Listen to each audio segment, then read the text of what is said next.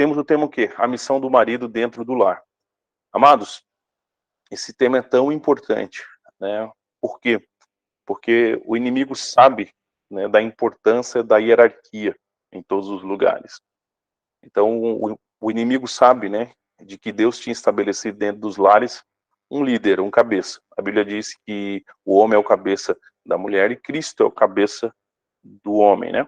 Então, Deus havia estabelecido uma hierarquia dentro do lar. E desde o começo, desde o Jardim do Éden, né, Satanás tentou atacar, né, o cabeça, tentou atacar e destruir essa posição, né, e gerar até no homem, né, o que nós chamamos, alguns teólogos chamam de o silêncio de Adão.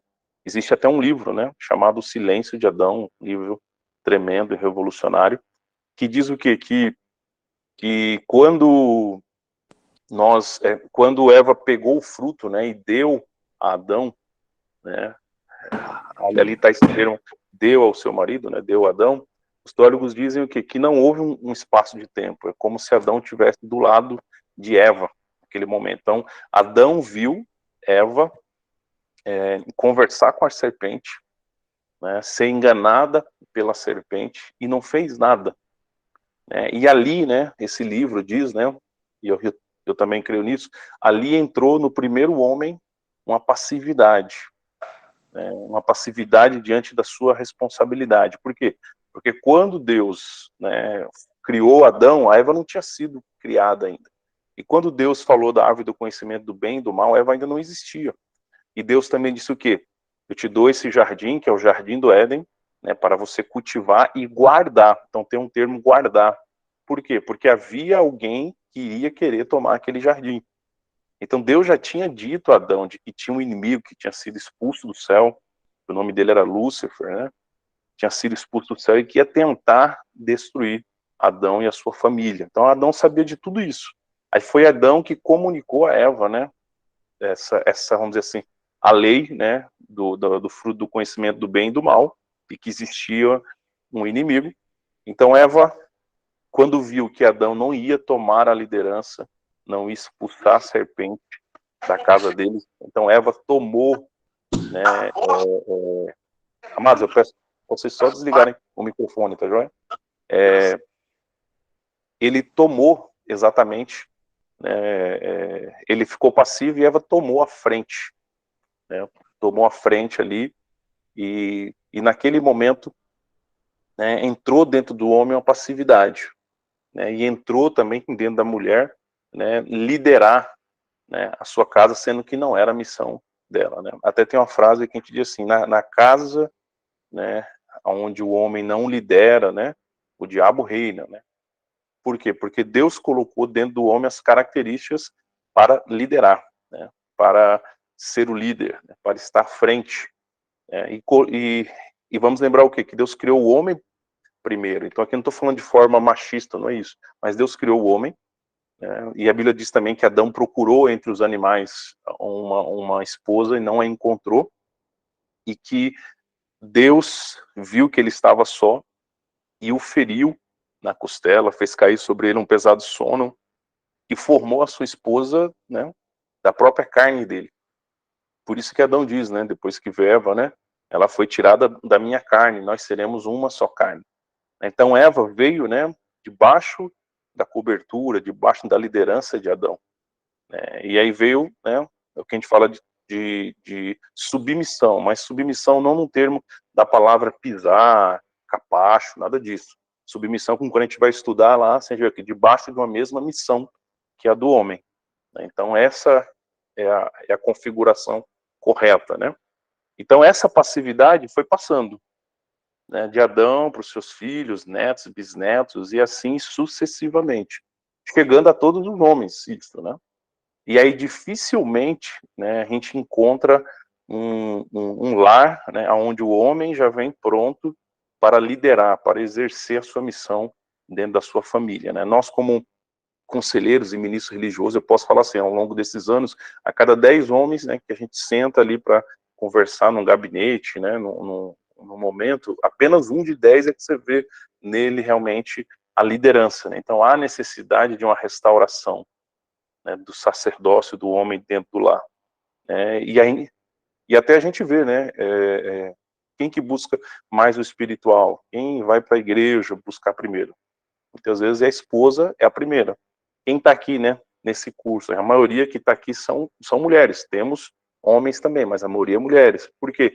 Porque o diabo sabe o quê? Que se ele deixar o líder, né, passivo, fora de ação, né, ele consegue ainda, né, tocar naquela casa, tocar naquela família e assim sucessivamente.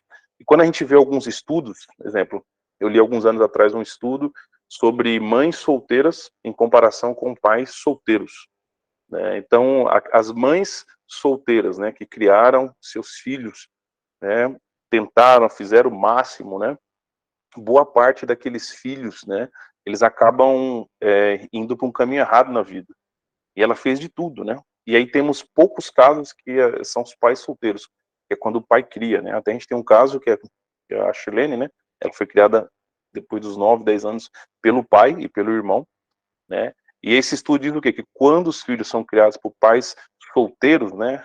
Poucos deles, uma porcentagem bem menor, vai fazer as coisas erradas na vida, drogas, bebidas, né? Porque encontra no pai, né, uma segurança. Não que não encontre na mãe, mas assim, o homem, né, ele tem essa marca, ele tem esse jeito de Deus, as características de Deus, que eu costumo dizer assim, nós temos a Bíblia, nós temos o Velho Testamento, que lembra muito a figura do homem, que é a lei, né, para se impor limites, regras, e aí nós temos na Bíblia também uma segunda parte, que é o Novo Testamento, que a gente fala que é a época da graça, onde Deus manifesta o seu amor e misericórdia, e a gente vê isso muito na mulher. Então, como o homem, né, e a mulher foram formados à imagem e semelhança de Deus, como diz em Gênesis, então o homem pegou uma parte das características de Deus, essa parte da regra, da lei, né, por isso que às vezes ele é mais enfático, né, assim, e a mulher pegou da parte de Deus esse lado mais amoroso, mais carinhoso, não que o homem não seja, né, mas mais misericordioso, né, porque Deus também tem essa parte, amém? Então essa aula é super importante que ela chegue aos homens, né, que você possa conversar com seu marido, vamos assistir uma aula junto, né, aí para não parecer que é uma indireta, depois você coloca a outra aula, que é semana que vem, né, vai ter aula da mulher, né, e aí, e nas duas aulas vocês assistindo, né, tanto ele vai sentir-se que é equilibrado, né, uma palavra para ele, mas também uma palavra para você, tá bom? Então seja sábio aí, tá joia? Então vamos lá, a missão do marido dentro do lar. Essa foto, né, eu gosto muito dela, porque a gente vê o quê? No centro ali, o marido, né, com a Bíblia na mão, e a família ao redor dele, né, provavelmente ali fazendo o culto doméstico, que é uma das aulas, 2 aulas nós tivemos sobre esse assunto, tá joia? O marido provedor, aí temos uma base bíblica, né, que está no livro de Gênesis, capítulo 2, versículo 18, que diz assim: depois o Senhor disse, não é bom que o homem viva sozinho, vou fazer para ele alguém que o ajude como se fosse a sua outra metade. Então aqui nesse texto nós vemos o desejo de Deus expresso de que o ser humano não vivesse sozinho, que o homem não vivesse sozinho, mas que ele vivesse em comunidade, em família, como Deus também vive em trindade. Então aqui Deus estabeleceu que o homem precisaria de uma esposa. Amém? Aí vamos lá. Aí aqui nós temos o quê? A família é um reflexo da trindade. Né? Em Gênesis 1, 26, né, na linguagem NTLH, né, que é na nova tradução na linguagem de hoje, agora vamos fazer os seres humanos, que serão como nós, que se parecerão conosco. A gente vê o quê? Deus dizendo, né, vamos fazer o ser humano. Vamos fazer, quer dizer, nós, né, façamos, no plural. Quer dizer o quê? Nós, a trindade, vamos fazer o ser humano iguais a nós. Deus tem corpo?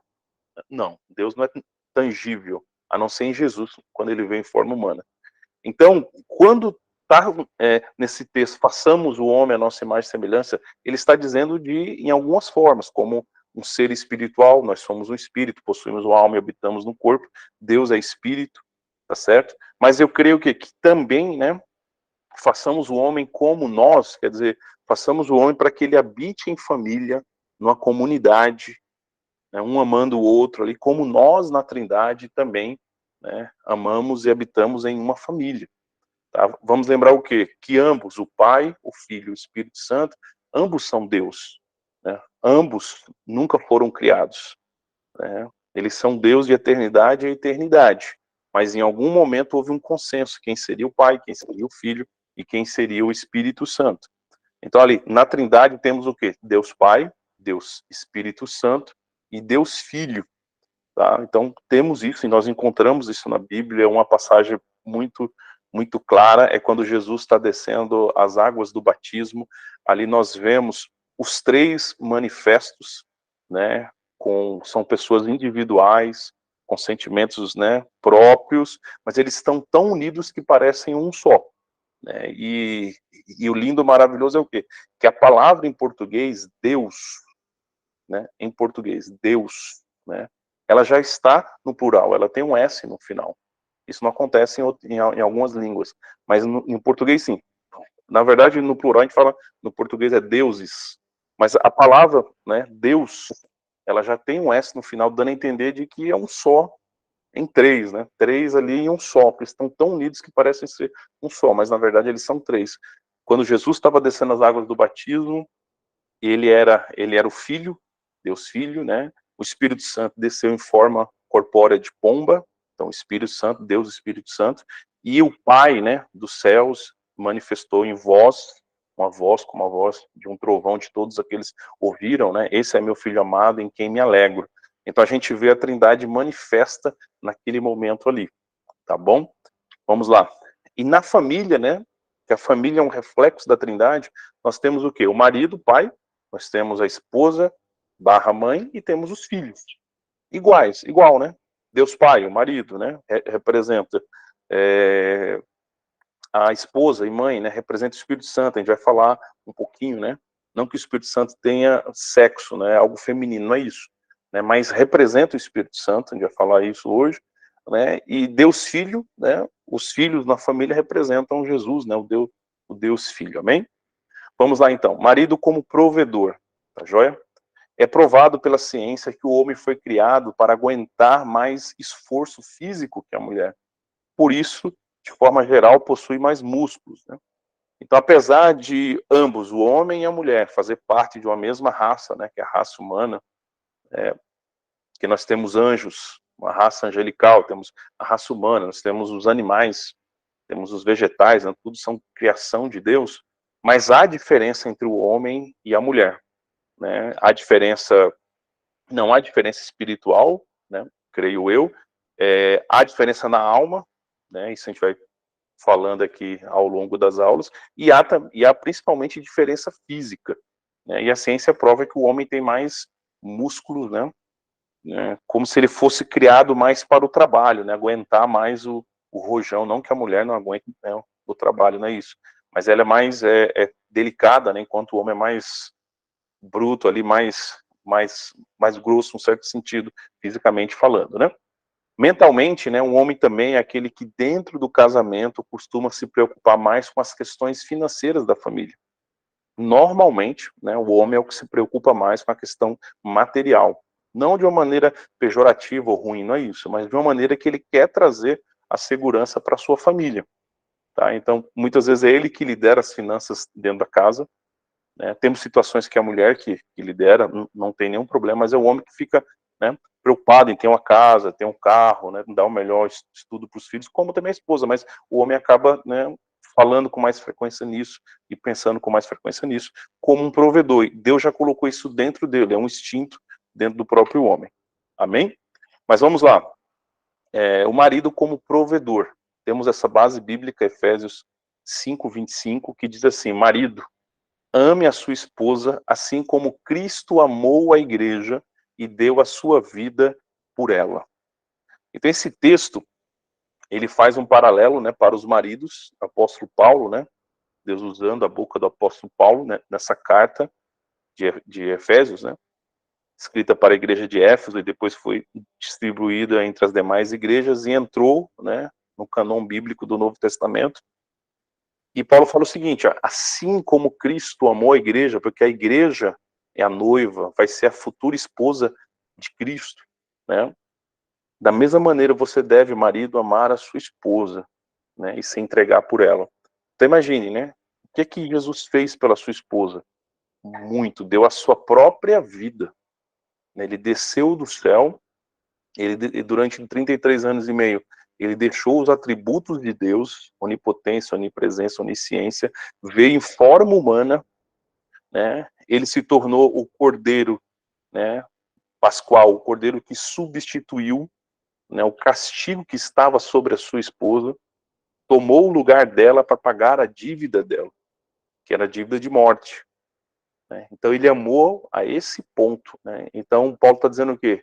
Aqui na palavra de Deus, que o homem deve amar, né? Deve prover, certo? As necessidades da sua esposa nessa dimensão. A necessidade da esposa de Cristo era qual? Era que alguém morresse por ela. Então Cristo foi lá e supriu e proveu essa necessidade, e se tornou o sacrifício no lugar dela. Amém? E aí o marido como provedor, né? A gente vê o quê? O marido deve ser um provedor em 3 esferas. Então a gente vê o quê? 3 dimensões em que o marido, biblicamente, né, ele tem que ser provedor, porque muitas vezes a gente acha que o marido tem que ser provedor só financeiro. Não, é uma das esferas, a gente vai falar.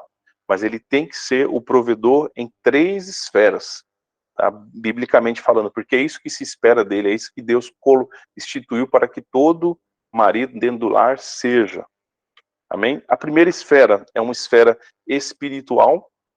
Ele tem que ser o provedor espiritual da sua casa. A gente vai falar um pouquinho mais à frente.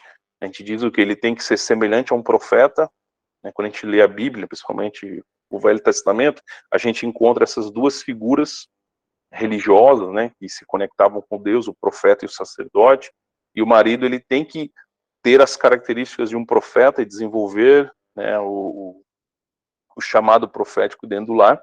E também ele tem que ter as características do sacerdote e desenvolver, né, o chamado sacerdotal dentro da sua casa. A gente vai falar um pouquinho mais à frente. A outra dimensão em que o marido deve ser o provedor, ele deve ser o provedor emocional, tá? Dar amor à sua esposa, aos seus filhos, né? Porque ao fazer isso ele traz segurança sobre eles. E também já falar um pouquinho sobre isso. Quando a gente lê a carta de Paulo, né, que a gente leu agora há pouco, lê os versículos seguintes, a gente vai perceber o quê? Que Paulo, ele traz, né, os 2 remédios, né, para os 2 principais problemas encontrados em todo casamento. O marido tem um problema, que é o quê? Ele é muito seco, ele não demonstra amor. Então Paulo diz, você precisa amar como Cristo amou a igreja. Então ele já traz que o problema de todos os maridos é a falta de demonstrar o amor. Mas aí também ele traz a questão das esposas, né? Vocês precisam ser submissas aos maridos, respeitar a posição, respeitar a autoridade deles, a liderança deles, mesmo que eles sejam passivos ainda, vocês têm que respeitar a posição. E aí Paulo diz o quê? Que o maior problema nas entrelinhas das mulheres, né, é serem submissas, é não respeitar a posição do homem quando ele ainda está sendo restaurado dentro do seu chamado profético e sacerdotal. Então a Bíblia já diz os problemas e a solução, né, para esses casos, a tal ponto que o apóstolo Pedro, em uma das suas cartas, ele diz, né, mulheres, ganhem seus maridos sem palavra alguma, né? Então, o que ele está dizendo? Ganhem com oração, ganhem com intercessão, né? Amém? Vamos lá. E a outra dimensão que o marido precisa ser o provedor é exatamente a dimensão, a esfera física, né, que é o sustento, né, que fala realmente de valores financeiros, amém? Então vamos abrir esses temas aí. Temos uma foto aí de um marido orando, tá? Bênção. A joia, essa foto aí, quando eu estava escolhendo a foto que marca muito, né? Quer dizer, ele está sozinho ali, orando, buscando a Deus, né? Clamando a Deus, diante de Deus, pela sua casa, pela sua família. O marido como provedor espiritual, né? O marido, ele precisa ser um provedor espiritual. Então, tudo aquilo que a sua família precisa, espiritualmente falando, a gente vai descrever agora, nos próximos tópicos, ele precisa ser e ter nele, né, para que a sua família não passe por necessidade espiritual. E o que seria isso? Ele vai ser um provedor espiritual sendo um profeta. qual era a principal característica do profeta na Bíblia, no Velho Testamento?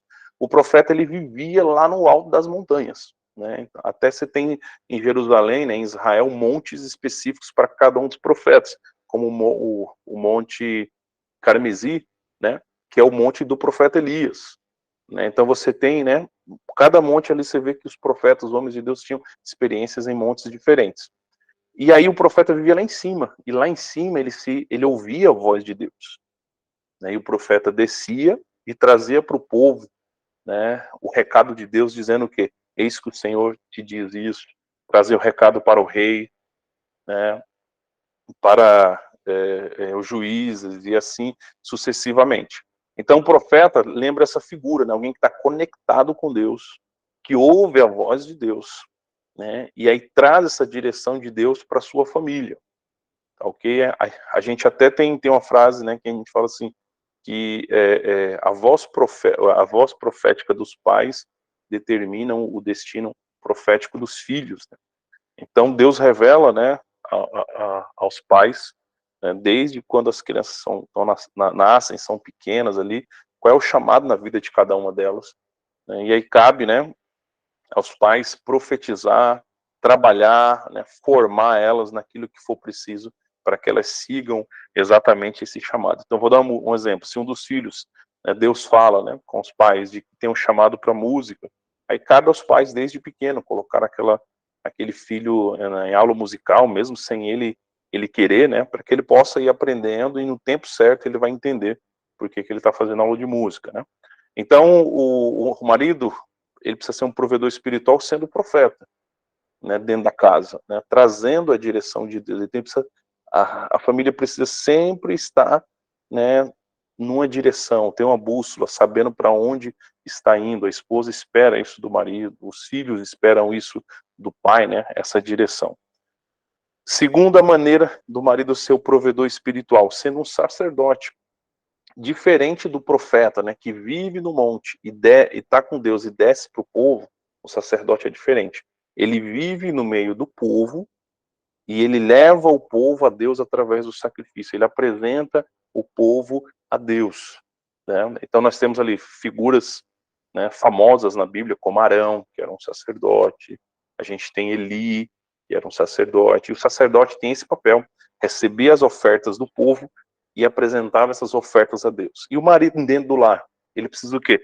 Levar a sua família a Deus, ensinar sua família a buscar a Deus, né? Ensinar sua esposa, ensinar seus filhos, né? Quando as crianças são pequenas ainda, né? Bem pequenas ainda, não leem sozinha, então o pai lá no quarto, né? A mãe também faz escalas, ensina a Bíblia ali, né?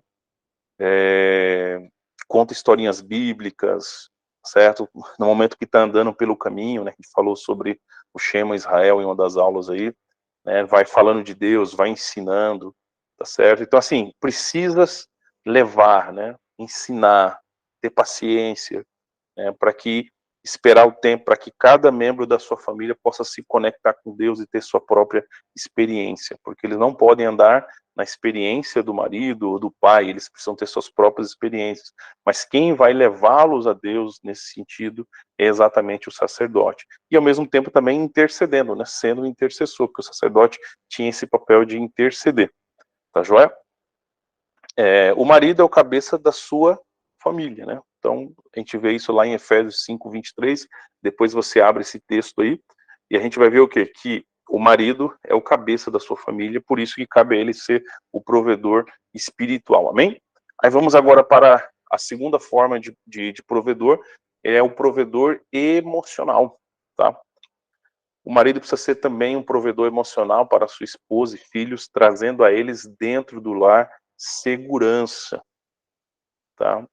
Então é o amor do marido, é o amor do pai, né, manifesta dentro do lar, por isso que Paulo fala lá, né? Amai-vos, vossas esposas, como Cristo amou a igreja. É esse amor que vai trazer segurança dentro do lar, tá? Por quê? Porque o líder demonstra isso, né? O marido, o sacerdote, o profeta. Ao amar sua esposa, suprirá a necessidade do coração dela.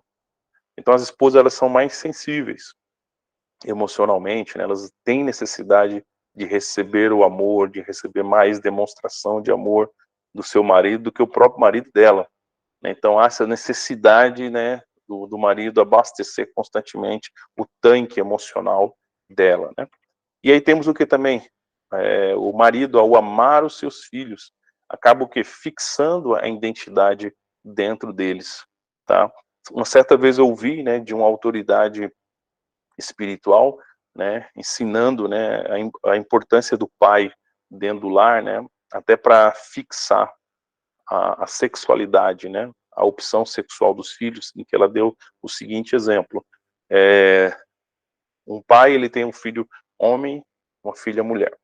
Com o filho homem, esse pai, né, assiste futebol com ele, esse pai leva o filho para lavar o carro, esse pai leva o filho para fazer essas atividades masculinas, vamos consertar esse chuveiro aqui, me dá a chave de fenda, isso, aquilo, né? Esse pai, ele demonstra com carinho, né, a mãe do seu filho, que é a sua esposa, diante do filho. O filho olha, vê o pai beijando a mãe dele, vê o pai abraçando a mãe dele. Ao fazer isso, né, ele está fixando, né, a sexualidade na vida daquele filho homem, mostrando para ele o que é ser um homem, né, biologicamente, emocionalmente, espiritualmente. É ser isso, tá? E ao mesmo tempo ele tem uma filha mulher. Aí quando essa filha mulher se veste, ainda criança, né, a menininha ali, e ela vem dizer: pai, né, eu estou bonita, né, como eu estou, né, e o pai vira para ela e fala assim: você tá linda, você tá bela, você parece a sua mãe, né, abraça ela, né, beija ela, dá todo o carinho ali para ela, né. Então ele tá o que? Fixando a sexualidade nela, né, e acostumando ela a receber o que? Elogios do sexo oposto. Em ambos os casos, né, essa figura do pai, né, vai fixar a identidade na vida de cada um deles. Então aquele filho nunca será homossexual, né, e aquela filha nunca será lésbica. Por quê? Porque o pai, né, desenvolveu a sua função correta dentro do lar, né, porque a Bíblia diz lá em Gênesis o quê? Que Deus estabeleceu macho e fêmea, né, não existe outro gênero sexual a não ser esses dois gêneros. Então Deus estabeleceu assim. Então a importância do pai dentro desse processo é muito grande. Todo ser humano precisa ser amado, aceito e compreendido dentro do lar. Então a psicologia, o que é que ela mostra, né? Que se um ser humano dentro do seu lar, ele encontra essas três coisas: amor, aceitação e compreensão, ele crescerá, né, com uma personalidade saudável, né? Então ele nascerá com uma personalidade boa, saudável, para poder se relacionar com outros seres humanos. Amém? Então aqui está o marido como provedor emocional. E vamos agora o marido como provedor financeiro, né? E na imagem nós temos um homem trabalhando, tem até a caneta ali, né, na gola ali da camisa dele. E por último, e não menos importante, o marido precisa ser também o provedor financeiro da sua família, tá? O principal provedor financeiro. Até eu pus aí destacando o principal. Por quê? Porque há momentos, né, não que seja pecado biblicamente a mulher não trabalhar, a mulher trabalhar, né, não é isso. Mas que não caia sobre a mulher a responsabilidade de sustentar o seu lar, né, a não ser algum momento específico, um mês, alguns meses que o marido ficou desempregado, ou coisa do tipo. Mas a missão maior, né, biblicamente falando, é exatamente do homem, né, de prover, né, a questão financeira da sua casa e do seu lar. Quando nós vamos estudar a cultura judaica, né, a gente percebe o quê? Que quando um casal, né, que já estavam comprometidos um para o outro, né, que era uma corte, a gente vê isso na história de José e Maria, né, antes deles ficarem noivos, né, de casar, eles já estavam comprometidos ali um ao outro.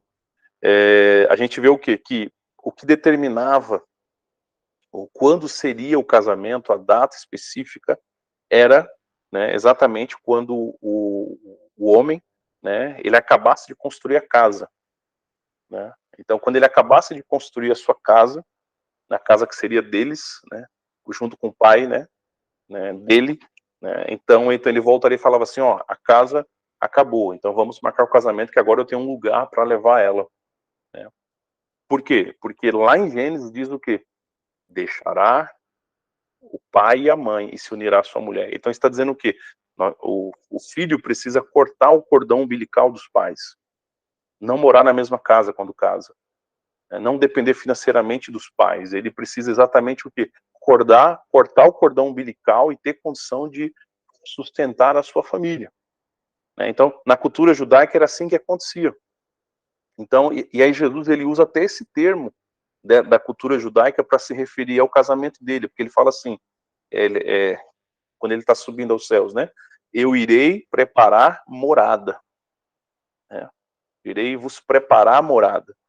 Então, isso quer dizer, quando estiver pronta, eu volto para buscar a minha noiva e se casar com ela. Então ele está se referindo a isso, ao casamento judaico, que da mesma maneira ele foi para o céu preparar a morada para sua esposa, a noiva. Então, quando ele tiver com a morada pronta, ele volta e toma a sua noiva, né, e casa exatamente com a noiva. E ali também, na cultura bíblica, né, a gente vê o quê? O marido ele tinha que pagar um dote pela sua esposa diante do seu sogro. Então ele precisava ter recursos financeiros, né, exatamente para como fosse comprar a sua esposa, né, pagar um dote, né, quer dizer, ó, sogro, por todo o gasto que você teve até hoje aqui com a minha esposa, desde pequenininha tá aqui o dote, né. Então ele tinha essa questão financeira. Claro, a gente tem situações, por exemplo, eu e a Shirlene, quando a gente casou, né, a Shirlene é um pouco mais velha que eu, então ela já tinha, né, já era formada na faculdade, já tinha pós-graduação, já era quase gerente do banco, né, eu estava começando ainda a minha carreira. Mas eu sabia, eu tinha consciência do que a Bíblia dizia, então eu tinha consciência que eu precisava crescer profissionalmente para chegar ao momento que não fosse obrigatório ela trabalhar, mas só se ela quisesse. Então a gente alinhou isso, né, porque a gente casou, de que nós não teríamos filhos de imediato, de que a gente curtiria, né, um período e que seria bom, né, ela poder vir para casa para cuidar dos meninos nos primeiros anos de vida, né? Então eu conversei isso com ela, não impus isso para ela, tá certo? Porque ela tinha uma carreira, ela não queria, né, na época assim largar essa carreira, né? E aí esperei Deus falar com ela, e Deus falou com ela tem um testemunho dela em relação a isso. E aí nós, né, ela sabia que em algum momento ia parar de trabalhar secularmente, né, como sendo obrigatório, e aí houve um momento que eu sentei com ela, fiz os cálculos, ó, se você sair do banco, a rescisão faz a gente quitar o apartamento, e assim, aí você consegue vir para casa, e com o que eu ganho, eu consigo manter a casa, tudo, e isso fazem 19 anos, né, o Davi vai fazer 19, e aí lá para cá, ela não voltou a trabalhar mais secularmente, né? Então ela trabalha dentro da nossa empresa hoje que a gente tem de contabilidade, mas não secularmente. Então isso quer dizer o quê? Que ela não teve a obrigação de trabalhar, né? Hoje ela trabalha, mas não tem a obrigação de trabalhar, né? Assim, se ela não estiver indo e trabalhando, eu consigo manter a casa também da mesma maneira. Por quê? Porque o homem ele tem, né? Fisicamente falando, ele consegue trabalhar mais fisicamente, virar turnos, né? Emocionalmente, ele consegue blindar mais as emoções e aguentar mais, né, chatice ali do chefe com o funcionário e assim sucessivamente, né? Então, e também na época dos patriarcas, você vai ver lá a história de Esaú e Jacó, quando Isaac vai abençoar eles, quem que ia buscar caça, né? Que naquela época era diferente. Quem ia buscar caça era o homem, né? Então, Esaú ia lá caçar, buscar sua caça,